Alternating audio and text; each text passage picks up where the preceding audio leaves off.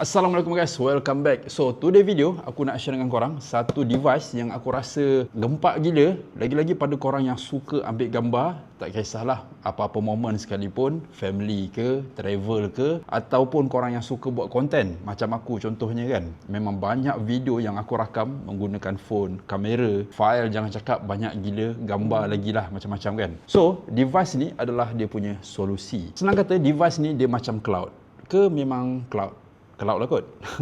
Tapi banyak perbezaan dia. Contoh kan, sebelum ni aku sendiri ada subscribe iCloud, Google Drive, Dropbox.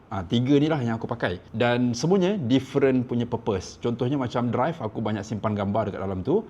iCloud, mostly backup untuk aku punya iPhone, iPad dan adalah gambar-gambar juga. Dan untuk Dropbox, mostly file. So aku tak kira berapa total, tapi boleh dikatakan banyak jugalah aku bayar tiap-tiap bulan kan. Paling banyak dalam Google lah untuk aku simpan gambar-gambar. Sebab senang, daripada phone ni terus boleh synchronize dengan cloud dan simpan dekat dalam tu sebagai backup gambar. Kalau aku nak cari, aku boleh cari balik melalui phone dan gambar-gambar yang aku dah backup, aku boleh padam je dekat dalam phone. Tapi itu adalah cloud system. Maksudnya file kita simpan dekat database yang bukan kita punya, orang punya dan kita terikat. Maksudnya kita kena bayar tiap-tiap bulan. Bayangkan kalau Google cakap, okey bulan ni harga dia RM50 sebulan aku kena bayar. Contoh tiba-tiba bulan depan Google cakap harga dia RM60. Apa jadi kalau aku tak bayar dekat Google Photo? Possibility aku tak boleh nak akses gambar ataupun lama-kelamaan gambar tu dipadam oleh Google. So aku tak nak jadi macam tu, nak tak nak aku memang kena bayar setiap bulan. Jadi dengan adanya device ni, aku tak perlu lagi nak fikir pasal benda tu guys. Semuanya dia simpan dekat dalam ni dan aku boleh akses dekat mana-mana. Sama macam cloud system tadi, cumanya benda ni simpan dekat dalam ni dan dekat rumah aku. Bukannya dekat orang punya server, orang punya data center. Kalau anything happen, habis semua gambar hilang kan. Jadi sebelum aku cerita lebih panjang berkenaan dengan produk ni, kita layan intro dulu. Let's go.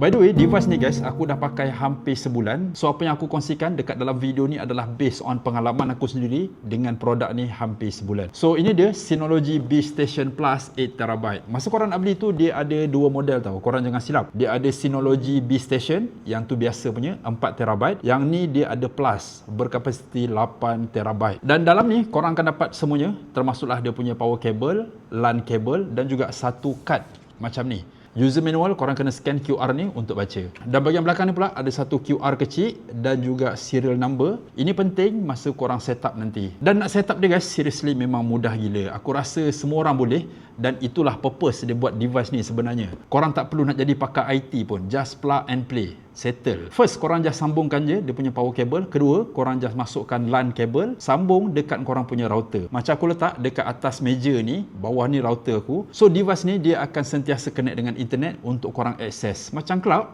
cumanya data tadi tu akan simpan dekat dalam ni. Lepas tu korang boleh scan QR yang ada pada kertas kecil ni dan ikut je dia punya step. Klik next sampailah korang kena masukkan dia punya serial number. So bila dah siap setup, korang boleh akses terus melalui dua aplikasi yang korang boleh download dekat phone. Contohnya macam aku pakai dekat iPhone kan. Aku hanya memerlukan dua apps, iaitu B Photos dan juga B File. Walaupun dia ada dua aplikasi, tapi dia simpan dekat satu drive yang sama tau. Foto ni dia hanya fokus kepada gambar sahaja dan untuk B File pula dia fokus kepada file-file dokumen korang. Bagi aku memang sangat bagus, dua aplikasi dia buat berbeza jadi korang tak confused tau.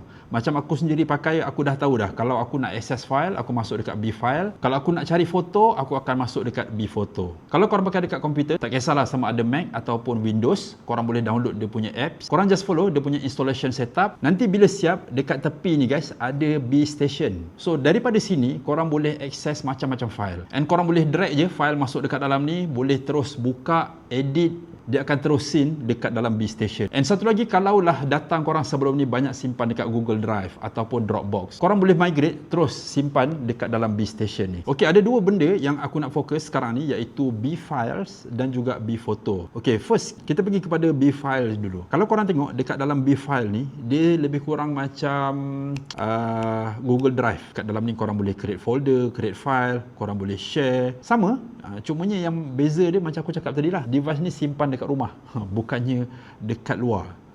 So dekat sini Dia ada tunjuk berapa capacity storage. Korang juga boleh letak label. Contohnya macam aku buat dua je, family dengan kerja. So apa-apa yang berkaitan family dokumen apa semua aku simpan as a family.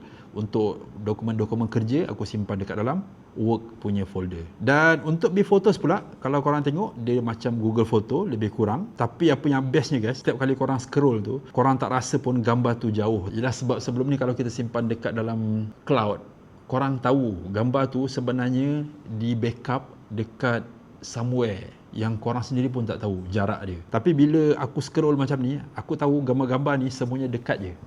Dekat sebelah aku je.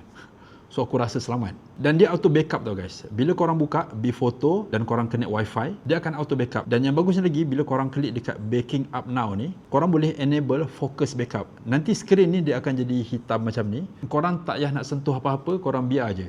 Charge, tidur. Bangun besok pagi, korang boleh padam. Semua gambar dekat dalam phone korang, semuanya ada dalam ni.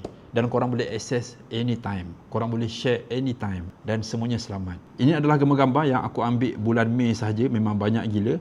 Kalau korang tengok dia ada arrow kecil macam tu, maksudnya gambar tu tak backup lagi. Tak kisah sama ada gambar ataupun video, semuanya dia akan backup. Bila dah siap backup, korang terus boleh padam dekat sini. So phone korang tu akan sentiasa ada space. Korang jangan risau sebab sebelum korang clear gambar tu, dia akan tanya confirmation dulu. Dia akan beritahu berapa banyak gambar yang dah backup dan korang confirm ke nak padam. Even bila korang padam sekalipun, gambar tu dia akan pergi kepada delete folder tau. Dia masih lagi belum padam. So korang boleh check mana gambar yang korang nak padam, korang boleh padam. Tapi bagi aku dah test sendiri, korang jangan risau. Semuanya memang dia backup.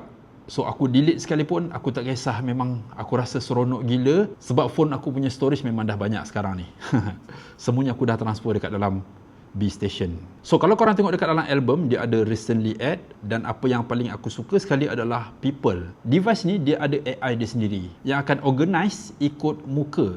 Contohnya kan, macam dekat sini aku letak Mia, Samir, Malik. Kalau aku scroll ke bawah, banyak lagi gambar-gambar yang dia recognize tapi dia tak sure siapa. Walaupun anak aku kan, contohnya macam Samir ni kan, muka dia masa kecil maybe tak sama dengan gambar dia yang sekarang. So aku boleh bagi tahu dekat dia, orang ni adalah Samir. Aku just klik je macam tu, dia akan merge. Dan satu lagi yang bestnya, dia ada subject tau. Contoh kan, bila aku klik dekat sini, dia ada folder cat, food, Japanese, graduation, sky, ocean, beach, lake, sunset, playground, street, swimming, macam-macam. So mudah kalau korang nak search, tiba-tiba aku nak cari gambar sunset, aku just search sunset, dia keluar semua gambar sunset yang aku ambil. Serius, function gila. Even location pun boleh korang search. Contoh kan, Penang, ada terus keluar gambar-gambar yang aku snap dekat Penang. Dia bukan sekadar just simpan, dia juga ada photo organization macam ni. Jadi mudah untuk korang manage. Dia akan jadi susah kalaulah dia tak ada AI ni. Bila korang simpan, korang nak cari balik, maybe based on date korang boleh cari, tapi lambatlah makan masa kan. Bila ada AI ni memang sangat-sangat membantu. Dan proses ni semuanya adalah internal tau. Maksudnya dia bukannya dekat luar. So privacy tu bagi aku memang sangat-sangat tinggi. Aku tak tahu korang pernah dengar ke tak Plex. Aku sendiri tak pernah dengar sebab aku tak pakai pun. Aku just sebelum ni pakai Netflix je lah. Kalau kita nak stream movie, nak tengok movie kan, kita akan pergi kat Netflix ataupun Apple TV.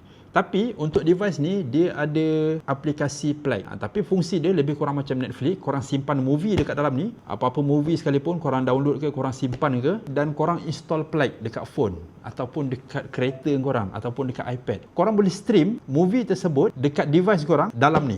Faham tak? Kalau korang pakai Smart TV, boleh download apps Plex tu, boleh stream movie ataupun apa-apa video lah terus dekat TV daripada B-Station ni sahaja. Aku nak explain pun susah. Hopefully korang faham Dan apa yang aku suka lagi guys, dia punya protection untuk sharing. Contoh katalah korang ada gambar ataupun album yang korang nak share dekat kawan korang. Korang just klik share link. Dekat sini dia akan keluar sama ada korang boleh pilih share public. Maksudnya bila korang klik share public tu, siapa-siapa yang ada link tu boleh tengok gambar tu. Ataupun korang boleh link protection, require password. Jadi bila orang nak tengok gambar tu, dia akan masukkan password yang korang sendiri set up. Tak kisahlah sama ada nombor ataupun huruf. Dan korang juga boleh set dia punya expired on. Contohnya lah, aku bagi gambar kat kawan aku bagi tahu dalam tempoh 3 jam sahaja kawan aku ni boleh akses. Selepas 3 jam, dia punya link tu dah expired pun aku boleh set macam tu. Serius, bagus gila.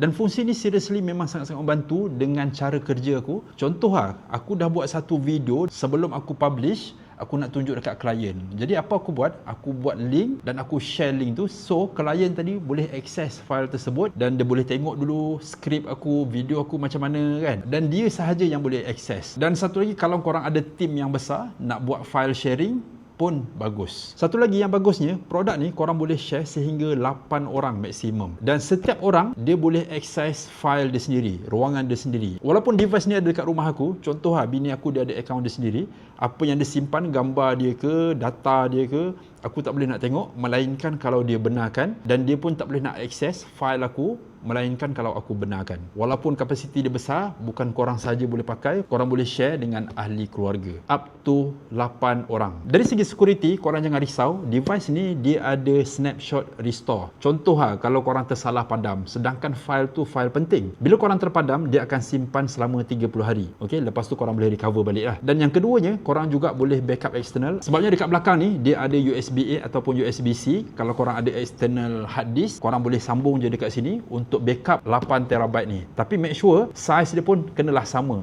Dia tak bolehlah kecil nak backup yang besar kan. Dia kena sama at least, ataupun lebih besar lagi bagus. Dan yang ketiganya, dia ada B Protect. Itu korang boleh subscribe. Apa-apa data dekat dalam ni dia akan simpan juga dekat dalam Synology punya cloud. Kalaulah anything happen, in case rosak hard disk dekat dalam ni, dia ada satu lagi backup dekat cloud, B Protect. Tapi masa korang beli produk ni, korang akan dapat 3 bulan percuma tau untuk korang test. Kalau korang rasa sesuai, boleh teruskan. Kalau rasa tak sesuai, tak perlu pun tak apa kan. Dalam ni semuanya ada. Cumanya in case kalau korang rasa data-data tu penting untuk korang ada backup, korang boleh subscribe dia punya B Protect. Okey, macam mana pula dengan dia punya kelebihan dan kekurangan? Kita akan pergi pada kelebihan dia dulu. Apa yang aku nampak adalah, pertama, korang tak perlu nak bayar bulan-bulan. Korang beli sekali je, boleh pakai, dapat storage sebanyak 8TB. Besar mat. Aku sendiri dah transfer macam-macam dekat dalam ni, even tak sentuh lagi 1TB, lebih kurang dalam 700GB macam tu. Yang kedua, privacy tinggi. Maksudnya data-data korang tu dekat rumah tau, bukannya korang simpan dekat somewhere yang korang sendiri tak tahu privacy korang macam mana. Yang ketiganya, setup dia simple gila, macam aku cerita pada awal video tadi. Dan yang keempat, semuanya dekat dalam ni, all in one system. Kalaulah korang pakai iPad, korang pakai MacBook, korang pakai apa lagi, tablet, korang pakai phone, ada 2-3 biji phone sekalipun, pakai PC, pakai Mac, semuanya korang boleh akses data dekat dalam ni. Dan aku suka dengan dia punya user interface, simple, mudah nak faham, mudah nak pakai. Dari segi kelemahan dia pula, dia tak sama macam SSD ataupun USB. Sebabnya benda tu korang tak memerlukan internet, korang just cucuk dekat PC, terus boleh tengok, boleh akses file dekat dalam tu kan. Yang ni dia memerlukan internet untuk akses ataupun remote access. Tapi bagi aku benda tu biasa, sebabnya even kalau korang pakai iCloud ke Google Drive sekalipun, korang still memerlukan internet kan. Kelemahan yang seterusnya adalah initial cost dia agak tinggi. Tapi kalau korang kira balik, sebenarnya banyak korang boleh jimat. Harga dia korang boleh tengok sendiri, aku ada letak dekat description. Dan aku dah buat kira-kira, kalaulah aku langgan Google Drive selama 3 tahun contoh compare dengan apa benda yang aku beli ni, seriously jimat banyak gila. Dan benda ni bertahun-tahun aku boleh pakai selagi dia tak penuh lah. So untuk long term, benda ni jauh lebih jimat daripada cloud provider yang korang pakai. Okey, satu lagi kelemahan yang ada pada device ni adalah apa yang aku nampak. Yes, kapasiti dia 8TB. Kalau dia dah penuh, maksudnya korang tak boleh nak tukar tau hard disk. Dia dekat dalam ni ada hard disk. So hard disk tu lah yang korang pakai sampai dia penuh. Kalau habis, habis lah. Kalau penuh, penuh lah kan. Korang kena beli yang baru. Tapi sebenarnya 8TB itu memang dah cukup besar bagi aku. Aku pun tak tahu berapa lama aku boleh penuhkan 8TB itu. Sebabnya aku banyak simpan gambar dan video. Video pun video-video pendek je. Video-video panjang semuanya aku letak kat YouTube. Dan gambar lah mostly.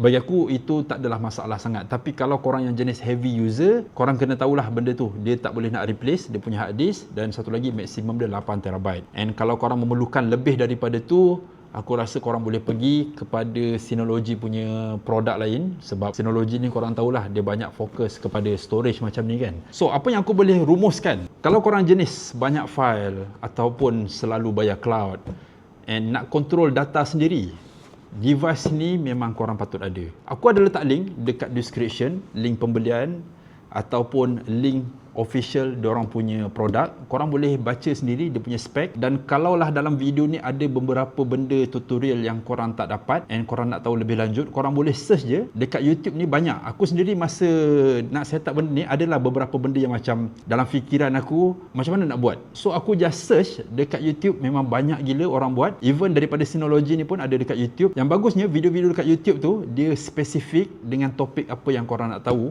pasal B Station ni. Aku rasa itu saja perkongsian aku untuk Synology B Station Plus 8TB. Kalau korang ada sebarang soalan dengan produk ni, boleh drop komen. Aku akan try reply sebaik mungkin dan apa yang aku tahu. By the way, thank you Synology sebab hantar benda ni untuk aku test, untuk aku review. Thank you so much. Aku sangat-sangat suka dan aku sangat-sangat recommend guys. So, kita jumpa di next video. Assalamualaikum.